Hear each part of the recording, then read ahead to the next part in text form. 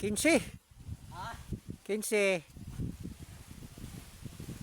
Welcome back po sa ating channel, guys. Saka tayo ngayon, guys, kasi medyo mahal pa yung yung beaker, nasa 15 pesos pa per kilo.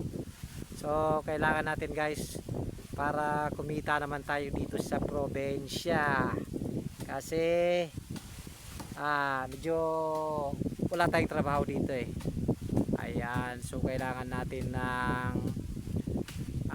pera na manggagaling sa niyog. Ayan. Ayan, guys, mga ayan, isang bulig. Ayan, isa. Bang! Ayan pa, guys. Ayan, dalawang bulig. Okay, dalawa lang ba?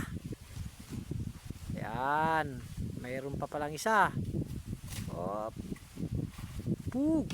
Tatlong bulig. Ayan, guys. Alhamdulillah. Ayan. So, baba na tayo, baba.